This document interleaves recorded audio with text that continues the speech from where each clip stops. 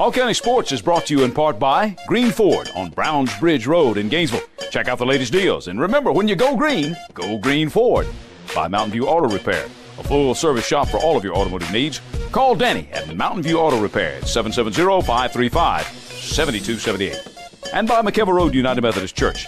Visit us on McKelvey Road in Oakwood with 3 worship services every Sunday morning, Kids Town and adult small groups. McKelvey Road United Methodist Church is dedicated to transforming the world through the good news of Jesus Christ.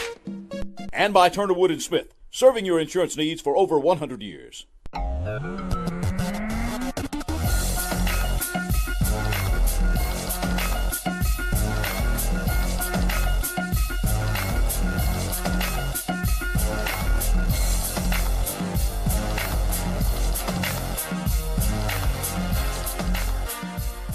Hello again, everybody. Gary Glenn. This is Hall County Sports, and we are getting close to the end of the football season now. Some of the teams will be wrapping it up this week. Others will go on to the playoffs. Others hope to get into the playoffs. We'll talk about some of that. Let's talk about our game of the week first. That was at Chestatee, and it matched a couple of 1-7 teams from rival schools in North Hall and the homestanding War Eagles. Well, the night would go to the visiting Trojans, 28-17. The War Eagles hurt themselves with turnovers and penalties, and the Trojan D was tough when they needed it, at one time denying Chestatee a score on 4th and goal when the Trojan D held inside the 1. North Hall quarterback / defensive back Drew Atham continues to round into form from an Achilles injury. He had an interception, then a 13-yard run to the 1, and then in for the score. He also passed to Mac Bennett for a touchdown and totaled 139 yards of offense. Sam Jackson, who'd earlier caught a 41-yard pass to help set up North Hall's first score, had a pick for 31 yards to set up Maddox Turner's 7-yard scoring run, and Bobby Mendenhall scored from the 3 for North Hall. Chris Dennis was 4 for 4 on his extra points. And afterwards, Trojan coach Dave Bishop was a proud and happy man. Coach Bishop, congratulations on the win. I thought your defense really stepped up in the second half. I'll tell you, Gary, they did a great job. You know, there was a few times they got it deep. We were able to, it's kind of a bend, but don't break. You know, they got down inside. We made a great 4th play stop down there, which was huge in this game, Yeah, they just bounced off of your defense. It looks like the whole defense converged on it, and they knocked down a pretty good back there. Oh, most definitely. I'll tell you the one thing about Chestatee, their backs run so hard, whether it's the quarterbacks, Gio, or the other, Trey Bryant, they just run hard. And I'll tell you, I'm so proud of our kids for not giving up. This has been one of those kind of seasons, and you knew after losing all those starters that this was kind of the season it's going to be. A lot of youth on this team. How big a win is this for your seniors? They've never lost to Chestatee. It's huge. You know, we've talked about it all week, and I've told our guys, you know, the pressure's on us to try to keep it going. You know, we haven't lost since 2005 to them, so it was one of those things we wanted to make sure that we kept going.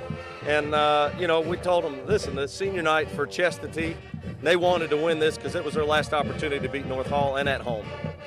Well, the legacy that your seniors are establishing now, it's very much reminiscent, and Mike Walford made the point during the broadcast of that first season when you came in with Coach Christmas, where you go winless all season, win the last one now. Well, now you've won 2 this year. That's right. And, you know, we preached to our kids back when we played Madison County. We felt like we had an opportunity to reel off 4 straight. And, you know, we didn't play that well that night. We did at times. And I still think we've got a great shot against White County. It's a rivalry as well, and our kids are going to be up for it. What's pleased you the most about this year in a year of a lot of losses, but there have been some bright spots too? Yeah, well, a lot of it, to me, it's the resolve of our kids. You know, that it's easy to quit when things aren't going well, and I've preached that to our kids on and off, and I said, guys, you know, the measure of a man is not what they do when it's easy, it's what they do when it's hard, and our kids have taken that to heart. And now you get a chance to close it out at the Brickyard. That's right. We're excited. It's going to be senior night for us and an opportunity to go ahead and go win the last 3. All right.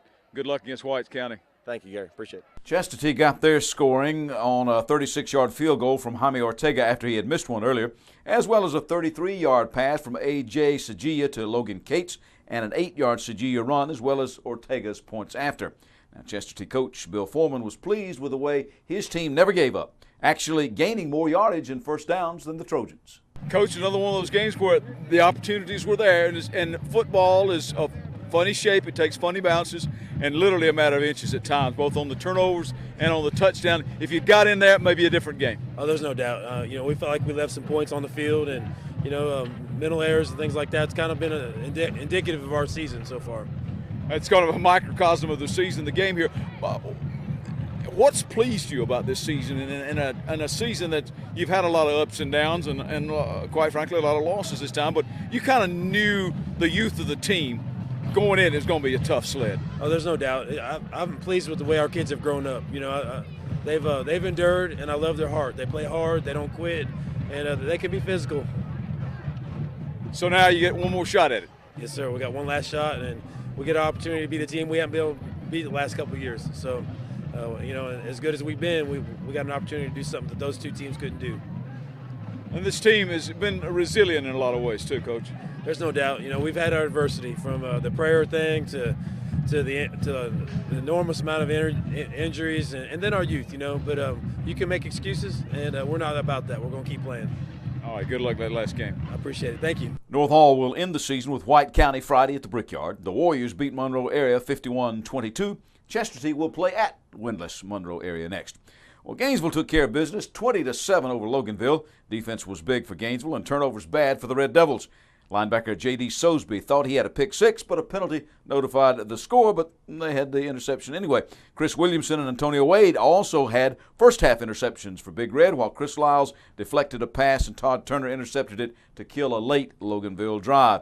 Michael Bird had 119 yards on the ground, and quarterback Mikey Gonzalez, fresh off the school record 457 yards in a win over Cedar Shoals, threw a 46-yard scoring pass to Rodney Lackey and one for 10 yards to Messiah Dorsey.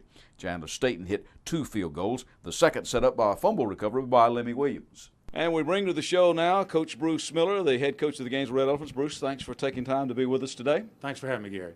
Talk to me a little bit about Loganville first. Let's talk, now that a couple of years ago, if memory serves, that was sort of a trap.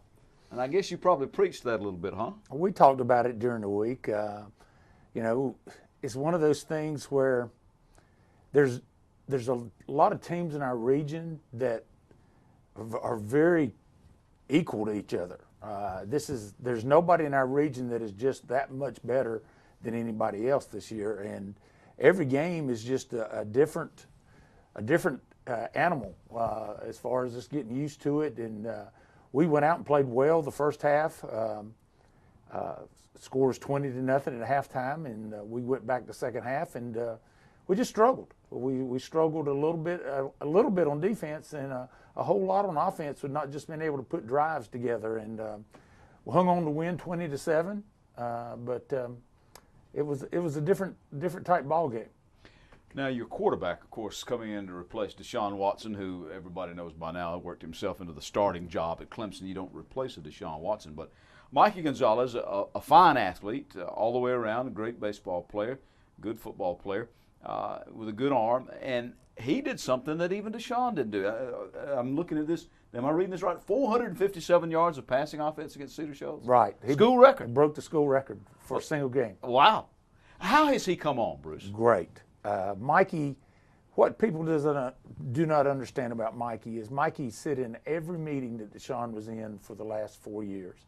Mikey knows our offense inside and out.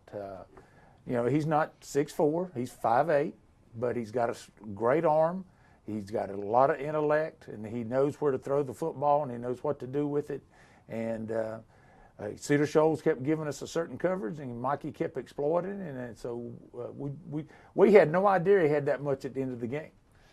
Now, you knew coming into this you're going to have some people back. Of course, as I said, you don't replace Deshaun. So how are you feeling about this team now with a couple of losses on the year? Well, you know, we have struggled a couple times, but we have really played well and gotten better as the year goes on. We went down to Lanier a few weeks ago and did not play real well, especially in the second quarter. Probably played the worst second quarter we've played in a long time, but we played great the rest of the game and just came up a field goal short. But this team has really come on, has really improved, it's starting to gel a little bit, and I'd be anxious to see what it can accomplish because we know we're going to be in the playoffs. And we'll just see what it can accomplish. Well, you know, you're fighting now for that home field advantage in the playoffs. You Yes. finish as number 2, and before we turn the cameras on, folks, Bruce told me that you're going to get somebody back this week. Yeah, Chris Bird's been out since the Heritage game, since our 4th game of the year. We're getting him back this week. He played about 4 or 5 plays last week in the game, and just trying to get him back in. The doctor said just let him get used to it, but said on the Flowery Branch game he can start and he can play as much as he wants. Now, Flowery Branch has been a kind of a mysterious team at times. They put some points on the board, and then they seem to struggle in the second half. But the defense for the Branch came along in this last game when they won it over Salem by a single point. So how are you feeling about the Branch game? And you got to go there to their place, right? Yes, we got to go down there. Anytime we play Flowery Branch, North Hall, or anybody that's a rival, just throw the records out the window. It doesn't matter. They're playing really good right now. Chris Griffin and his staff has finally got them. They're playing look like they're hitting on all cylinders, and they're getting a little experience under them. They were really young when the season started, and they're playing well right now. They went down and upset a good Salem team the other night, 7-6, and we struggled with Salem. So I think it'll be a great ball game. I think it'll be one of those rivalry games that everybody always talks about. What do you think has pleased you the most about your team this year? I think the most that has pleased me is the way we have improved from week to week. We really got shocked when we went down to Grayson the first game of the year, and we have gotten better and better and better as the year goes on. And I think that's a sign of our team hanging in there, our coaching staff hanging in there, and just working each day and getting better and better. And the other thing is we've been kind of hit by injuries off and on all year, and we're finally getting everybody healthy right here at the end. Mm-hmm. And as you mentioned, the coaching staff and you had to make some changes there. That probably took some getting used to on the defensive side of the ball in particular. It did. And Wayne Jones and the defensive staff have done a great job. We've played pretty good defense most of the year, and we just got to make sure we keep doing the things we're doing and keep getting better and better at them. And I challenge our guys each day we go on the practice field to get a little bit better each day. All right, Bruce, thanks for being with us today, and good luck to you. Thank you. We want to thank Bruce for being with us, and as we said, Gainesville at Flowery Branch on Friday. Now the Branch survived Salem 7-6. Nick Lance threw for 50 yards to Cortez Davis on 4th and 17, and then for 10 yards and the touchdown to Jeremiah Goss with less than a minute to play. The difference was a Will Filson point after. The Falcon defense held the high-scoring Seminoles to just a couple of field goals. Well, it snowed on East Hall in Fannin County, but the Vikings survived the Rebel onslaught 38-20. Quarterback Devin Watson ran for 2 scores and passed to Junior Lee for another. Jacques Ash also scored twice, and Victor Adame added a field goal to go with his extra points. East Hall will host Banks County with the playoffs on their minds. Now, West Hall overcame a slow start and some heavy hearts due to the death of a player's mom during the week, and they went on to beat Banks 23-7. Quan Williams again had a big night, 153 yards, a pair of late touchdowns, and a fourth-quarter interception. Place kicker Bradley Hodgson had given the Spartans a 9-7 lead with 3 field goals. Tyquan Statham had helped set up one of those with an interception. Now, all of that sets up a showdown with Lumpkin County for the Region 7 AAA title Friday at West Hall. The Indians will come in off a 42-19 win over Dawson County. Some other games for you. Franklin County squeezed by Johnson 14-13. The Knights will play at Dawson County next. Union County busted open the game with Riverside, went on to win 42-27. For the Eagles, Chris Howard threw a 26-yard touchdown pass to Arthur Fleming, ran one in from 81 yards away and caught a touchdown pass from Brandon Grant, so he was scoring all over the place. Grant also rushed for a score for RMA, who will play at Social Circle on Friday. After being blitzed by Greene County 52-3, the Redskins of Social Circle are winless. And Prince Avenue Christian thumped Lakeview 49-10. The Lions go at Commerce next. The Tigers scorched George Walton 42-0. Well, the Region Cross Country Championships were held last week. We've got those results when we come back. You've decided it's time to get in shape. Now let Falcon Parkway Fitness in Flowery Branch help you achieve your goal. Open since 2000, Falcon Parkway Fitness features free weights, exercise machines, group fitness classes, as well as personal training in a fun family environment with childcare, lockers, showers, and 24-hour access. Come by for a free consultation with a certified personal trainer. And just next door, check out Optimum Body Care Day Spa with massage, facials, and waxing, or K. Michael Salon for hair and nail care. Falcon Parkway Fitness is your hometown family gym, located in Flowery Branch, right behind the public shopping center. There are moments in life that you wish would last forever. Dreams that really do come true. Treasures worth protecting. And a future to prepare for. Turner Wood & Smith is with you every step of the way. Established in the Gainesville area in 1905. Turner Wood & Smith has become Northeast Georgia's largest independent insurance agency by offering professional service at competitive prices. Turner Wood & Smith, insuring your future since 1905.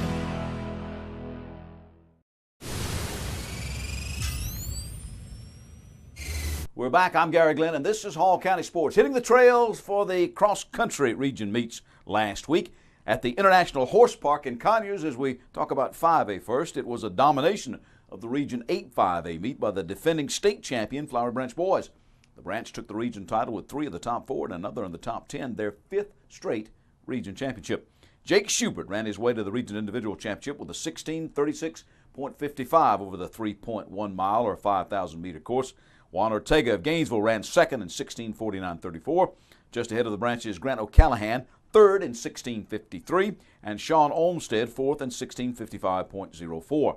The Falcons' Miguel Martinez was seventh in 17:31.29, and the Red Elephants finished second as a team, led by Ortega second and Diego Rangels 12th. The Branch also had Clayton Thayer 16th and Trevor Purvis 17th on the day. The Branch also won the girls' region side over Loganville, breaking Winder-Barre's 4-year hold on the region title. Micah Weathers of Winder-Barre did win it individually in 20:59.28, but the next 4 places, as well as 10th place, went to the Branch ladies. Mariah Millsap ran second in 21:08.73, followed by Cassie Ward in third in 21:10.86. Haley Pearson fourth in 21:23.63, and Shannon Houlihan ran fifth in 31:25.76. Erica Plummer finished 10th for the Lady Falcons, while Gainesville's Brianna Fair cracked the top 10 in 7th place. Now, the longtime Flowery Branch cross-country coach Jimmy Sarles divided up the jobs this year. Now, he kept the boys' coaching responsibilities, and he handed over the girls' head job to Richard Ramsey, who came over to the Falcons from Collins Hill. Now, earlier this week, videographer Henry Gomez and I dropped by the Branch to chat with both of those men. Richard Ramsey, the new girls' head coach here at Flowery Branch High School, came from Collins Hill, right? Yes, sir. Yes, sir. I'm very looking forward to the opportunity to be out here at Hall County. And what did you do at Collins Hill? Track and cross country? I did do both, cross country and track. We were combined girls and boys programs, so very similar situation. Coach Sorrells and I are good friends, have been friends for about 4 or 5 years now, so this is definitely something that we've both wanted a great deal. So, what brought you here? My wife teaches here. My children are across the street and at Davis, so they will be coming here. So really the desire to coach them, and then, of course, to be a part of a historic program that Coach Sorrells has built here, that's kind of hard to pass up. So. And a pretty good year the first year out here. Won the region and eliminated, well, I don't say eliminated, but at least got rid of the domination that Winder-Barre had at the region level here. You guys, I think they won it for like 4 straight times, and you broke that domination. So what did it for you this year, Coach? Well, Winder is a great program. They do a great job with their girls, and I think our girls were hungry. We have a young group that really ran well over at Davis Middle, and they got together this year, and this was something they wanted. This was definitely a to-do list when we set our goals, was to let the region know that our boys are good, but so are our girls, and we wanted to definitely to show that, and they ran really, really, really well Saturday. Who has provided the leadership for you this year? Cassie Ward is our lone senior, so that bodes well for us in the future. And she is going to sign a college scholarship, so she has definitely been the rock in our young group, and she is the one that's led not just in performance but in every day in the workouts, every day in the weight room, every day in the classroom. She has definitely been a true senior leader, and I couldn't have done it without her for sure. Tell me about the region meet. I understand the conditions were less than ideal. Unbelievable. Heritage did an awesome job hosting it. We love running out there, but at 25-mile-an-hour winds, tents were flying, clothes were flying. It just not really what you want to run a cross-country meet in, but our kids work out in the mornings, so they were kind of used to the cooler temperatures, and they just overcame the challenge.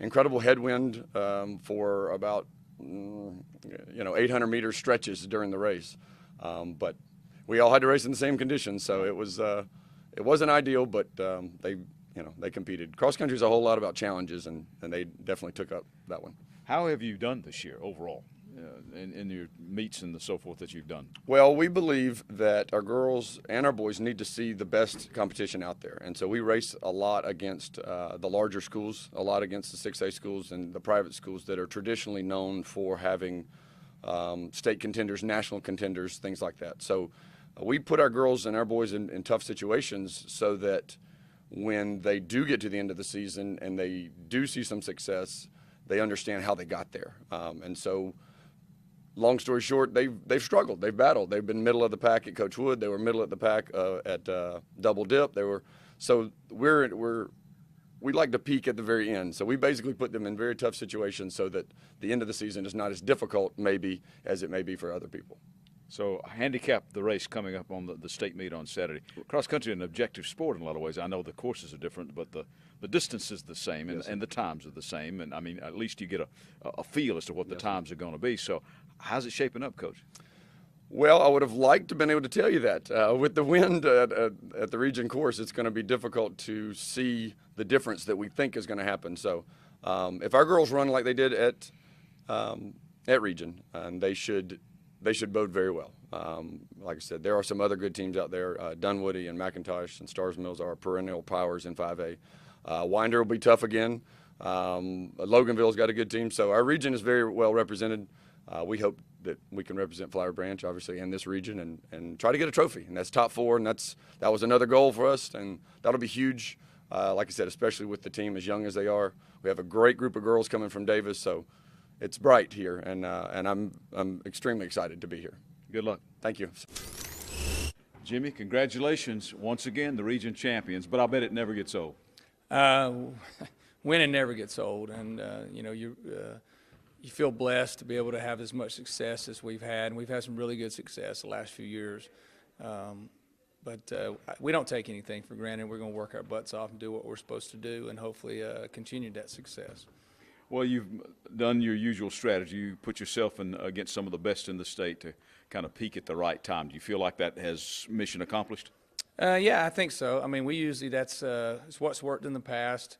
The competition we usually match up against is pretty tough, and being able to bring it all together here at the end is exactly what we try to do. And what I'm blessed with is we've always got a group of kids that believe in that. So I think we're going to do very well. Who's done it for you? I saw that Jake Schubert won the individual region championship, but cross country is a sport where you can't do it all by yourself. No, we're led by juniors, and that's not a problem because we're going to have all those guys back next year. We've got Sean Olmstead and Grant O'Callahan were respectively second and third guys on the team. But the tail end of that is 4 seniors, and they're going to do their job. The only one that I feel a little disappointed for, not against, but for him, is Miguel Martinez. Last year he was 9th in the state, and he's battled injury all year long, but he's finally got himself healthy where he can at least feel like he's contributed. And so I hope he has a real good state race. The region was, and we talked to Richard about this, was in less than ideal conditions. The wind was blowing, but everybody, I guess, it's just they were all everybody was running the same course. Yeah, the wind was just unbelievable. I mean, the strong gust winds plus the temperature was a little colder than we've expected. But I believe in my program. I believe in what we do here at Flower Branch. We always practice in the morning, so my kids were used to getting up, getting early, and dealing with some tough conditions. So I was still proud of them no matter what they did, and I think they handled it very well. So now you're racing at the state the first couple of races, boys and girls. So obviously the morning training is kind of conducive to what you're going to face at state. Absolutely.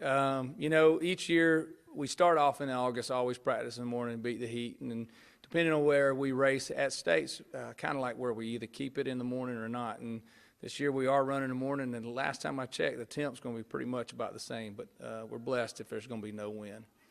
Well, you are the defending champion. So, Coach, who's the competition for you this year? Same team as last year.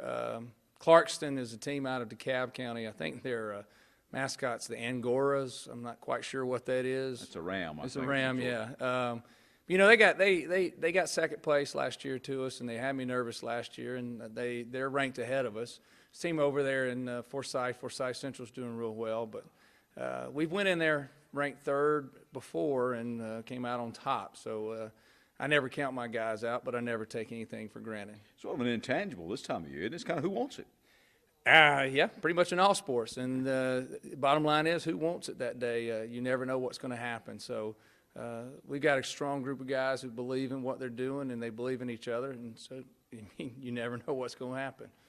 All right. Good luck, Jimmy. Thank you very much. All right, that was 5A. Now, at the Region 8 4A cross-country championships, those were held at Unicoi State Park near Helen.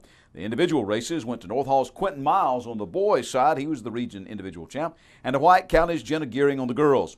Now, Miles was pushed hard by Johnson's Junior Suarez, so much so that Miles wound up smashing the course record with a 15:31.9. Suarez was right behind him in 15:34.7. Gearing on the girls' side ran the course in 18:22, finishing about 21 seconds ahead of second-place finisher Lindsey Grader of Chesterton to help the Lady Warriors to a team championship by 1 point over North Oconee. Now, the Trojan boys team placed Corson Teasley in fourth in 15:54.8, 15:54.8, and Tommy Johnston in sixth in 16:05.3 in the top 10, joining Quentin Miles. And North Hall ran second by just 5 points as a team behind North Oconee's boys, led by Suarez second and the Knights' Isaac Hernandez ninth places. Isaac ran a 16:12.8 over the 5K course in the boys' race. Johnson placed third as a team, while Chesterton was fourth. Now, all of those teams, 1 through 4, qualify for the state championship. For the ladies individually, North Hall's Michaela Ellis finished fourth in 19:33.1, and Johnson's Evelyn Aviccio was fifth in 19:39.3. Buford's girls also will head to the state finals in Carrollton after taking third, as will Johnson's girls, who ran fourth. So the Knights will send both of their teams, boys and girls, to the state cross-country championships. Okay, in 7 AAA, Banks County won the boys' side with West Hall running second. Individually, Kelvin Reyes was the highest West Hall finisher as he ran 7th. Eldon Barahona finished 10th for the Spartans, while East Hall's Enrique Ochoa finished in 5th place. Dawson County, by the way, won the girls' team race. In 8AA at Riverside, Union County took both sides, boys and girls, with Riverside's team third in the boys' meet. Individually, Lex Joya led the Riverside Eagles with a third-place finish in a time of 18:12.3. His teammate, Evan Soggs, took 9th place overall in 18:53.6. And in the single-A private school area meet, Lewis Brooks of Lakeview ran 4th in 16:38.34 to qualify for state as an individual. The Lion boys were 5th as a team, while the Lakeview girls ran 8th overall as a team. The all-class state meet comes up this Saturday, November the 8th, in Carrollton, going pretty much most of the day as they get started early in the morning. We're back to wrap up this week's show in just a moment.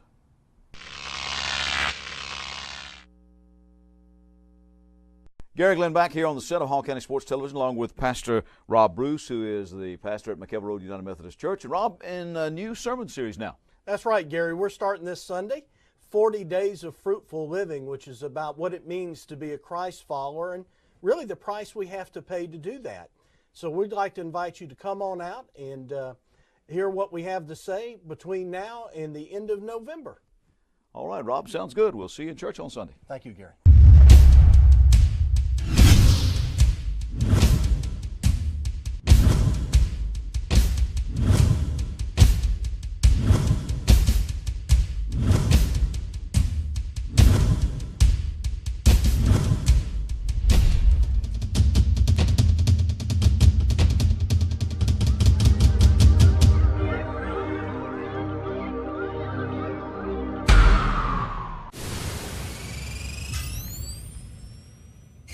We're back wrapping up this week's show. Now, this past Saturday, November 1st, the Riverside Military Academy Raider team traveled to Spalding County High School for the state Raider meet. And it was a long, cold drive down to Spalding, 42 degrees with about a 32-degree wind chill.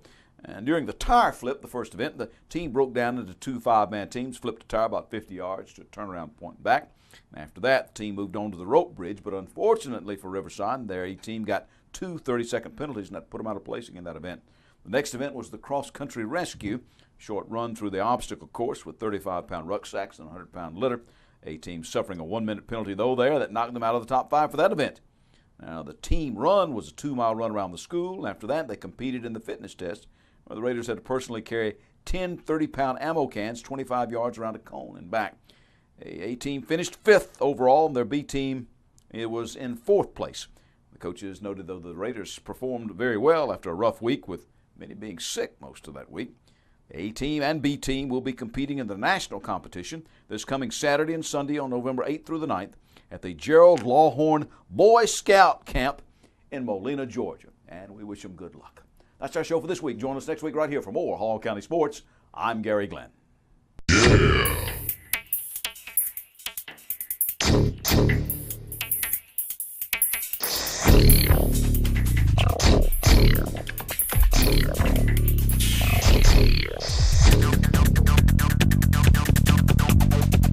Oh.